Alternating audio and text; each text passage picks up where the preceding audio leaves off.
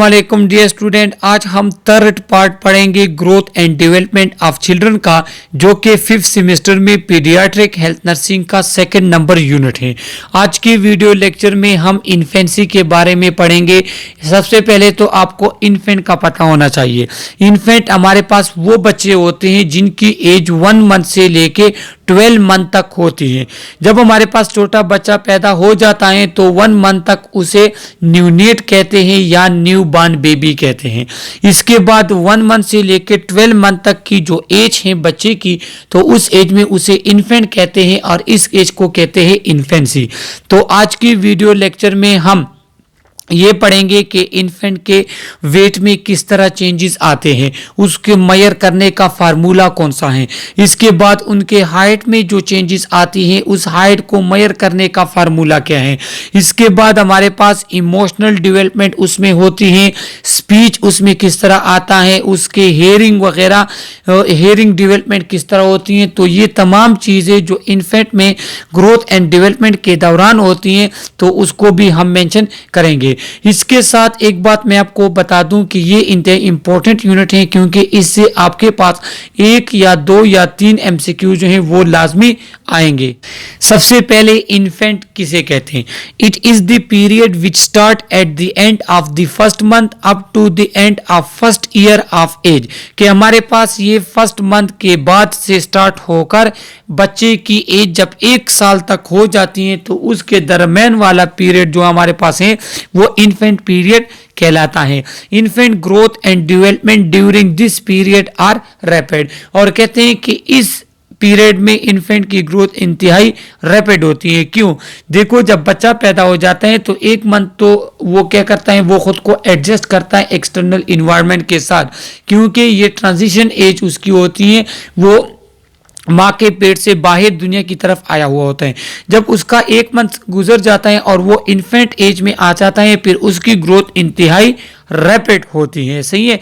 तो infant as में बच्चे की ग्रोथ इंतहाई रैपिड होती है। अब physical growth of normal infant, जो नॉर्मल इन्फेंट होते हैं तो उसमें फिजिकल ग्रोथ किस टाइप की होती है?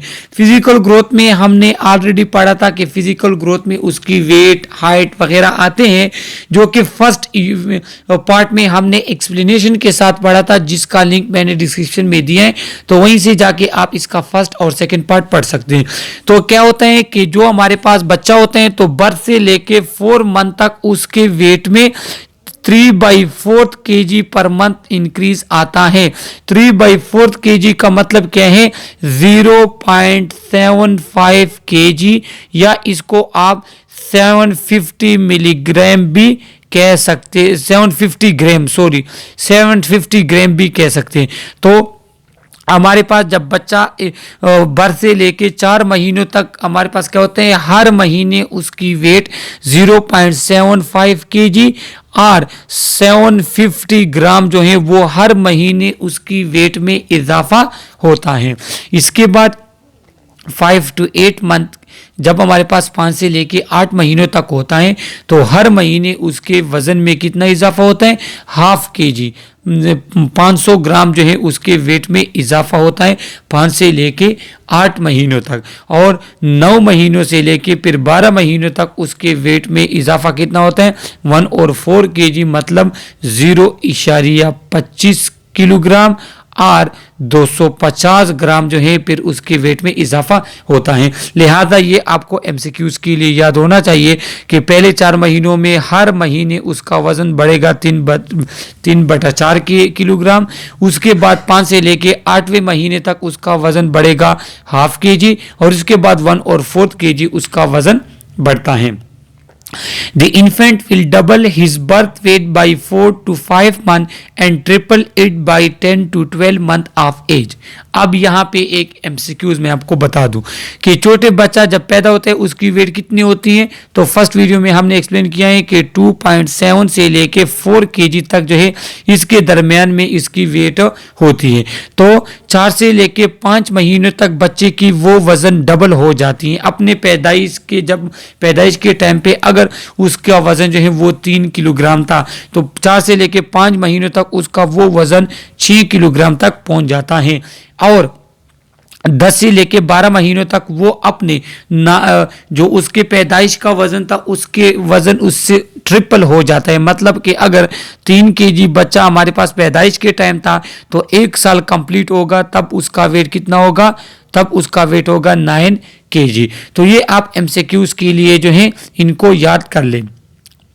अब बच्चे की वेट किस तरह हम मायर करेंगे। अगर हमारे पास कोई पर्सन कह दे कि हम 7 मंथ का बच्चा है, उसका वेट कितना होना चाहिए, उसका नॉर्मल वेट कितना होना चाहिए, तो फिर आप जो है आप ये नहीं पूछेंगे कि वो थिन है, कमज़ोर है, मोटा है, लड़का है, लड़की नहीं।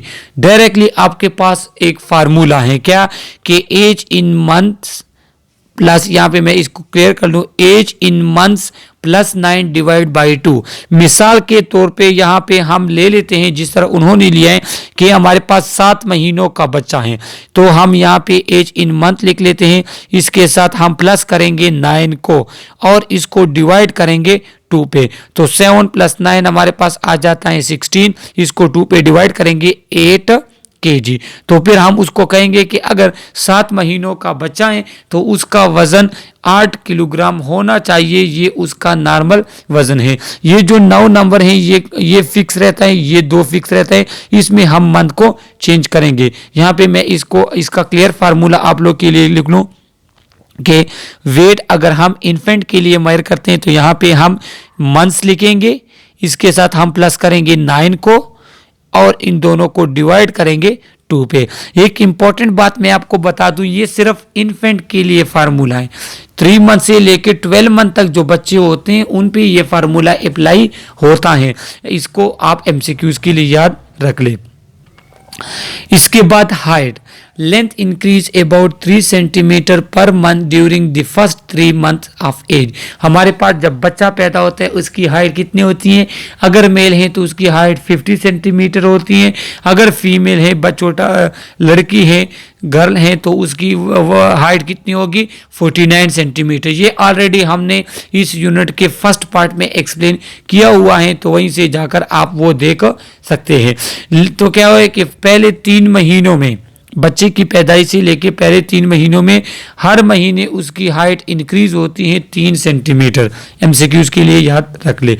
Then it increase 2 centimetre per month at age of 4। फिर 4 से लेके 6 महीनों तक बच्चे की हाइट 2 सेंटीमीटर हर महीना इंक्रीज होती है।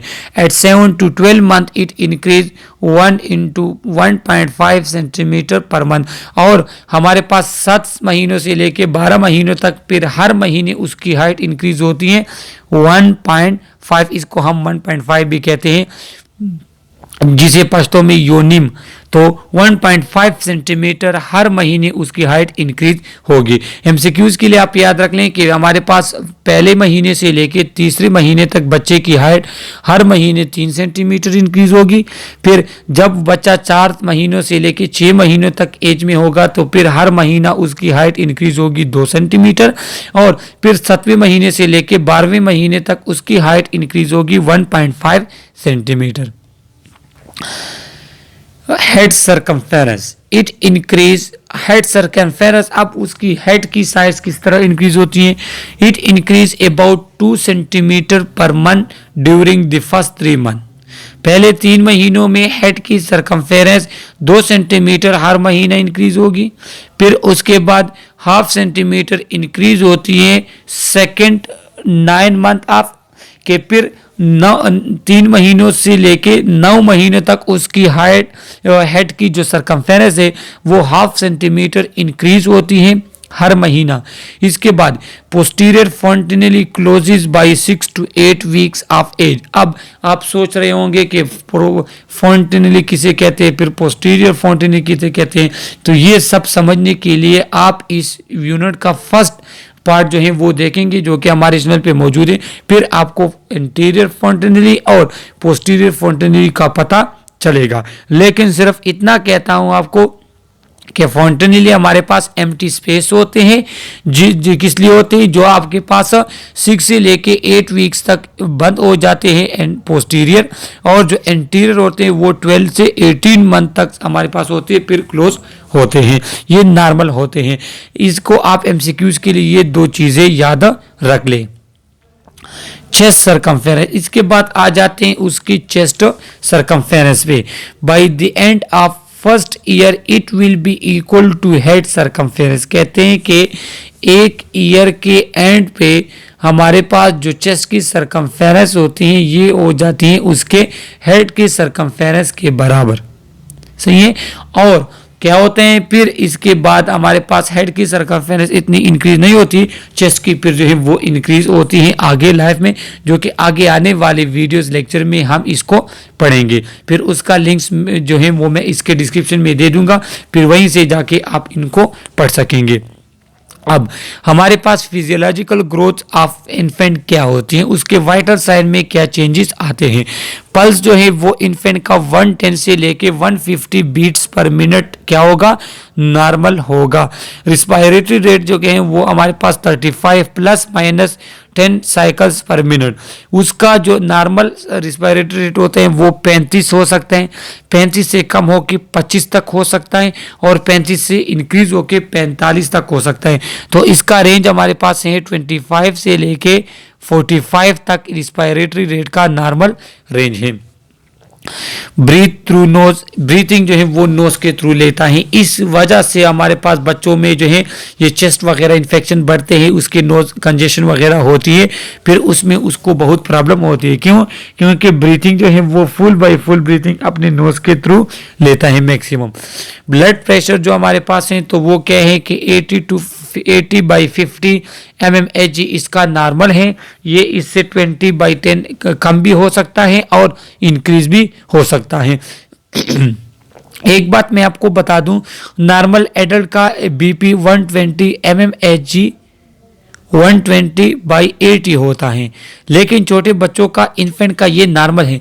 लिहाजा जब भी आप पीड्स वार्ड में जाएंगे तो आपको बीपी इस तरह का मिलेगा, तो फिर आपने ये नहीं कहना कि ये बच्चा जो है इसका बीपी कम है, नहीं, वो 120/80 एडल्ट के लिए है, छोटे बच्चों के लिए अलग होता है। ये उसकी टीथ की फॉर्मेशन है, जिस तरह हमारे पास सेंट्रल टीथ अपर जाके 8 to 12 मंथ्स निकलते हैं और लोअर जाके 6 to 8 मंथ निकलते हैं, लेटरल इंसीजर। तो ये आप इसको खुद पढ़ ले, ये इसको आपने सिर्फ रटा करना है। यहाँ पे पिक्चर के थ्रू आपको दिखाया है कि ये हमारे पास सेंट्रल इंसीजर जो है वो 8 to 12 मंथ क्या होते हैं, एरप्ट होते हैं, और फिर 6 से 7 साल तक फिर ये गिर जाते हैं, इसकी जगह फिर और टीथ आते हैं। लेटरल इंसीजर की ये एज, तो ये आप इसके टाइम के लिहाज से आप इसको स्टडी कर ले। एज सच इससे एमसीक्यूज तो नहीं आता, लेकिन ये एमसीक्यूज आ भी सकता है, लिहाजा अगर आप इसको रटा कर सकते हैं तो बड़ी अच्छी बात है, आप इसको याद कर ले। अब dentition, eruption of teeth start by 5 to 6 month of age. जब हमारे पास छोटा बच्चा पैदा हो जाता है, फिर 5 से लेके 6 महीनों तक उसमें एरप्शन ऑफ टीथ आ जाता है, जिसे मिल्की टीथ कहते हैं, जिसे डिसीडियस टीथ कहते हैं, जिसे टेम्परेरी टीथ कहते हैं। लिहाजा ये एमसीक्यूज के लिए आप याद रख लें, क्योंकि ये अक्सर एमसीक्यूज में आता है कि हमारे पास बच्चे की टीथ 5 से लेके 6 महीनों तक टीथ निकलेंगी, दांत निकलेंगे, और उन दांतों को क्या कहते हैं, दूध के दांत भी कहते हैं, डिसीडियस टीथ भी कहते हैं, और उसे टेम्परेरी टीथ भी कहते हैं, क्योंकि ये आप आगे लाइफ में फिर खुद ब खुद गिर जाते हैं और इसकी जगह परमानेंट टीथ निकल आते हैं। ये जो है क्या है, ये एवरेज इरप्शन टाइम है तमाम टीथ्स का। अब मोटर डेवलपमेंट पढ़ लेते हैं। मोटर डेवलपमेंट के उसके जो मस्कुलर मूवमेंट वगैरह हैं वो किस तरह होते हैं। At 2 month hold head erect in mid position, turn from side back। जब 2 महीनों का बच्चा होता है तो वो मिड पोजीशन में अपने सर को एरेक्ट कर सकता है, उसको होल्ड कर सकते हैं, और इधर उधर साइड वाइज जो है वो देख सकता है। सही है। लेकिन जब छोटा बच्चा होता है वो अपने सर को नहीं ला सकता, लेकिन 2 महीनों तक में क्या ये मोटर डेवलपमेंट आ जाती है। तो ये चीज़ें आप एमसीक्यूज के लिए देखेंगे कि हर महीने में हमारे पास कौन कौन सी चेंजेस आते हैं। एट 3 मंथ्स कौन कौन से डेवलपमेंट होते हैं। At 3 months, the infant can hold head erect and steady, open or close his hand loosely, hold object put in hand. क्या होता है कि वो अपने हेड को भी मोशन दे सकता है, मूवमेंट दे सकता है, एरेक्ट रख सकता है।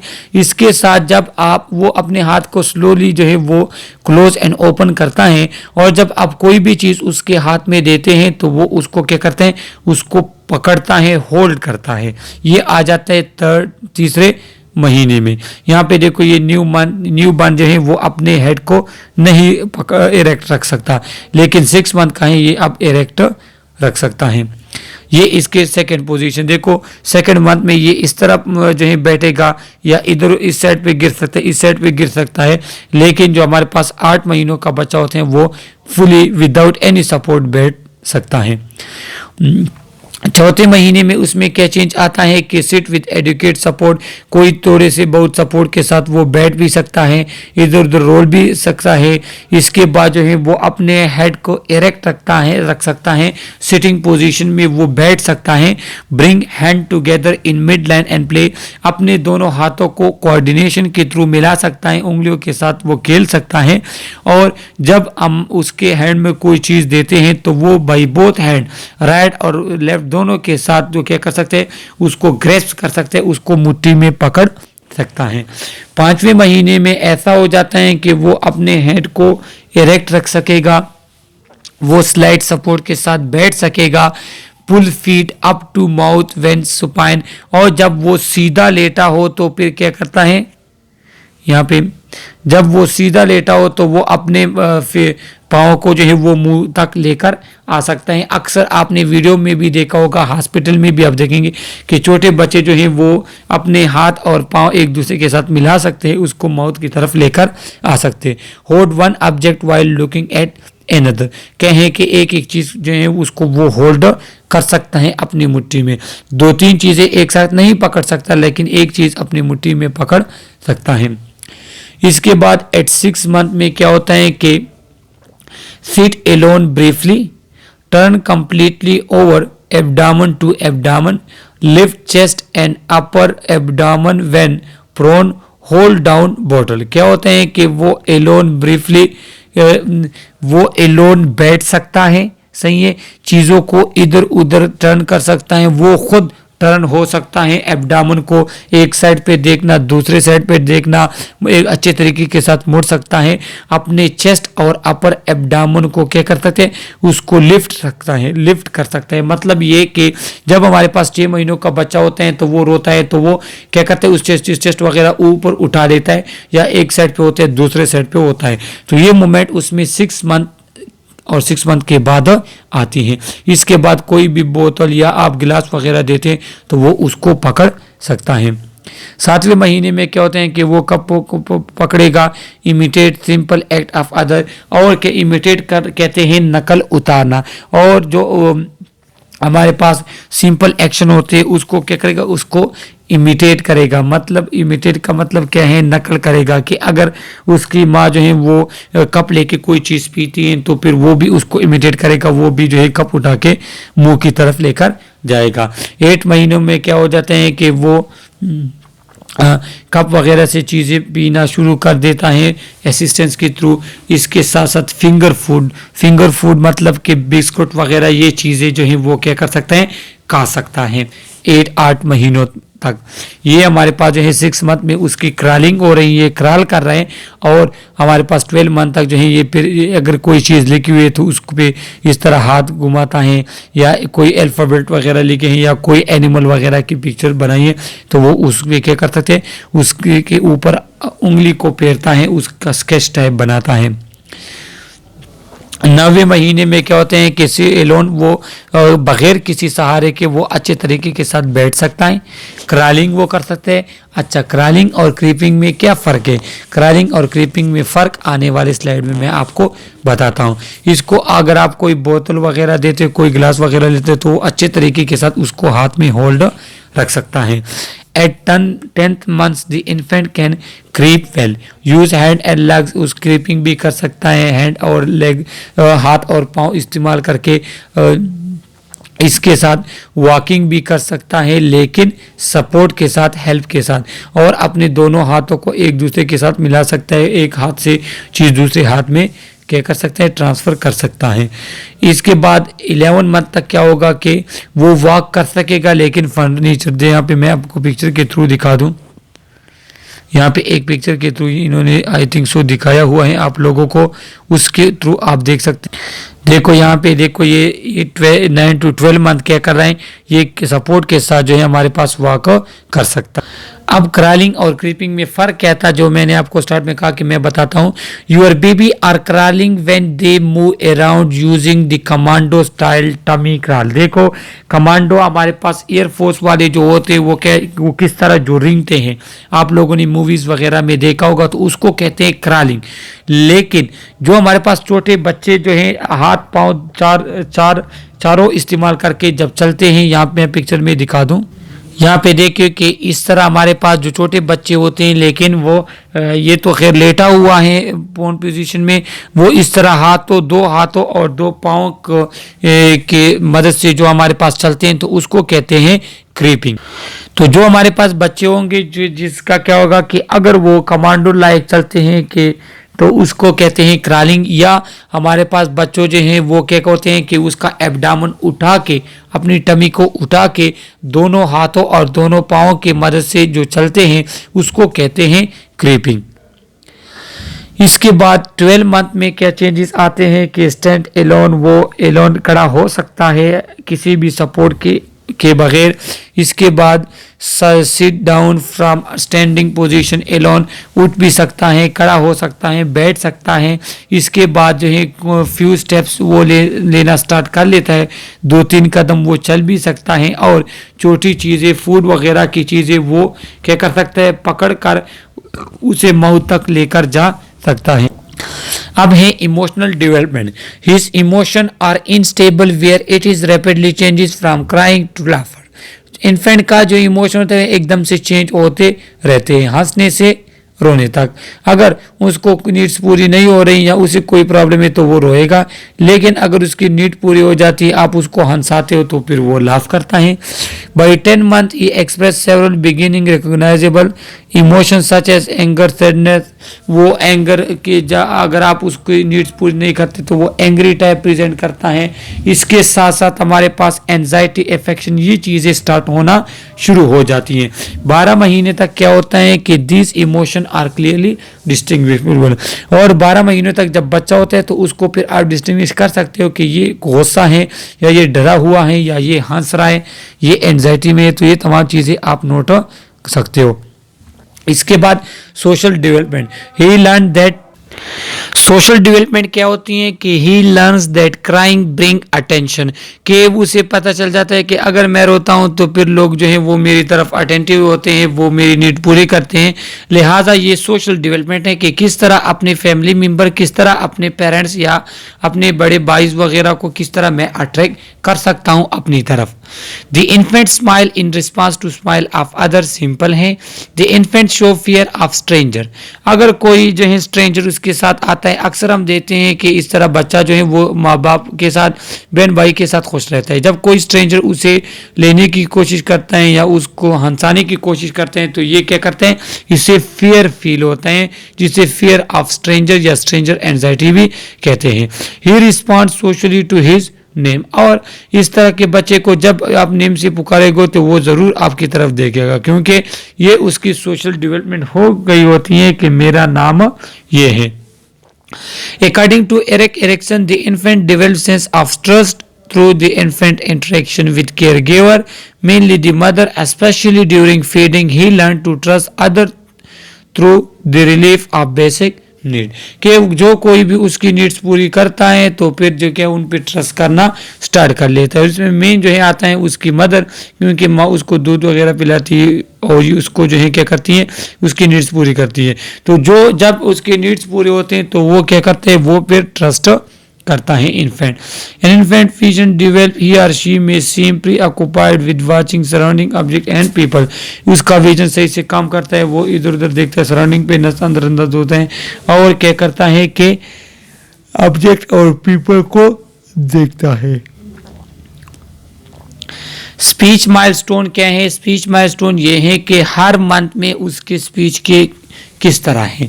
तो स्टार्ट से तो है वो इस तरह और डिफरेंट टाइप आवाज़ें निकालता है, कूज, हंसता है, रोता है, इस तरह हमारे पास। फिर 8 से 9 महीनों तक ये मम्मा मम्मा पापा ये चीज़ें कहना स्टार्ट कर लेता है। और जो 18 से 20 मंथ तक के होते हैं तो वो 20 से लेकर 30 वर्ड्स तक भी बोल सकते हैं। और हमारे पास वो जो भी कहता है तो वो 50% अंडरस्टैंडेबल होते हैं स्ट्रेंजर के लिए। देखो फैमिली मेम्बर को तो पता होता है कि ये क्या कर रहे हैं, लेकिन जो स्ट्रेंजर हो तो अगर उसके सामने ये 18 से 12 मंथ वाला बच्चा कोई बात करता है तो स्ट्रेंजर जो है वो 50% तक उसको जान सकता है, उसको जो है अंडरस्टैंड कर सकते हैं। 22 से ले 22 से लेके 24 मंथ तक क्या होगा कि वो 2 वर्ड सेंटेंस भी पढ़ सकते हैं, इधर आओ उधर आओ, ये नहीं है वो नहीं है, तो 2 वर्ड वाला सेंटेंस भी पढ़ सकता है। और 30 से लेकर 36 मंथ तक क्या हो गया कि almost all speech understood by stranger. इसमें वो ऐसी बातें करते हैं कि वो हर किसी को समझ आ सकती हो। देखो ये हमारे पास नॉर्मल है। अगर ये हमारे पास नॉर्मल है, अगर कोई बच्चा ऐसा है कि उसमें इस एज के मुताबिक ये चीज़ें नहीं हो तो इसका मतलब क्या होगा कि उसे स्पीच प्रॉब्लम है, लिहाजा स्पीच थेरेपिस्ट के पास फिर आपने उसको भेजना होगा। इसके बाद आ जाते हैं हेयरिंग। हेयरिंग क्या है कि BAER hearing test done at birth. BAER hearing test हमारे पास एक ऐसा टेस्ट होता है जिसमें आपके सिग्नल वगैरह कोक्लिया वगैरह को चेक किया जाता है कि आया ये बच्चा ये हेयर कर सकता है, ये सुन सकता है या नहीं। Always ask about history of otitis media. अगर कोई हेयरिंग प्रॉब्लम है तो ओटाइटिस मीडिया वगैरह की हिस्ट्री भी हम पूछेंगे। क्यों? क्योंकि हमारे पास जो है बच्चे की ईयर की पोजीशन ही इस तरह होती है कि उसे इन्फेक्शन वगैरह इजीली हो सकते हैं। Repeat hearing screen test speech therapist as needed. Hearing test आप उसका रिपीट किया करें और स्पीचिंग थेरेपी से भी आप कांटेक्ट कर ले ताकि वो क्या करें, वो उस बच्चे के हेयरिंग वगैरह को इम्प्रूव कर सके। अब जो बियर टेस्ट था तो वो क्या है कि वो हमारे पास brainstem auditory evoke response, brainstem auditory evoke response BAER का मतलब है, जिसमें क्या होते हैं कि जिस तरह हमारे पास टीवी या ईईजी सिग्नल्स होते हैं इस तरह बिल्कुल आपके ईयर के सिग्नल्स चेक किए जाते हैं कि आया ये बच्चा हमारे पास सुन सकता है या नहीं, हेयरिंग इसकी कितनी है। इसके बाद आ जाते हैं रेड फ्लैग्स इन इन्फेंट डेवलपमेंट। रेड फ्लैग किसे कहते हैं कि अगर हमारे पास हम कहें कि ये बच्चे जो है इसकी अच्छी ग्रोथ नहीं हुई इन्फेंट की, तो वो किस तरह नहीं हुई तो उसके लिए आपको ये पता होना चाहिए। Unable to sit alone by age 9 month. अगर छोटा बच्चा 9 महीनों का है और वो खुद से खड़ा नहीं हो बैठ नहीं सकता तो इसका मतलब ये है कि उसे डेवलपमेंटल प्रॉब्लम है। Unable to transfer object from hand to hand by age 1 year. अगर छोटा बच्चा 1 साल का है और एक हाथ से दूसरे हाथ तक वो चीज़ को नहीं ट्रांसफर कर सकता तो इसका मतलब क्या होगा, तो इसका मतलब ये होगा कि ये उसकी ग्रोथ में हमारे पास प्रॉब्लम हुई है। इसके बाद एबनॉर्मल पिंचर ग्रिप और ग्रेस बाई एज 15 मंथ के वो हर चीज़ को ग्रेप करता है 15 महीनों तक जो हमारे पास बच्चा आता है वो चीज़ों को मुट्ठी में ले सकता है, उसको ग्रेप्स कर सकता है। Unable to walk alone by 18 month. और हमारे पास 18 महीनों का जो होता है बच्चा तो वो खुद से एलोन वॉक नहीं कर सकता, उसके जो है वो इधर उधर पैदल नहीं चल सकता, चलेगा तो इससे ज़्यादा एज वाला। इसके बाद failure to speak recognizable words by 2 year. और वो ऐसे अगर हमारे पास 2 सालों का बच्चा है और वो ऐसी बातें नहीं कर सकता जिस आप समझे वो मिक्स इधर उधर की बातें कर रहा है तो इसका मतलब ये है कि उसके डेवलपमेंटल प्रॉब्लम है। तो ये तमाम चीज़ें ऐसी हैं, अगर छोटे बच्चे के डेवलपमेंट में कोई प्रॉब्लम आ जाए तो उसको ये प्रॉब्लम क्या हो सकती है, हो सकती है। तो ये हमारे पास सेकेंड पार्ट था, इसके बाकी पार्ट्स हमारे चैनल पर मौजूद हैं तो उसको भी आप देख सकते हैं।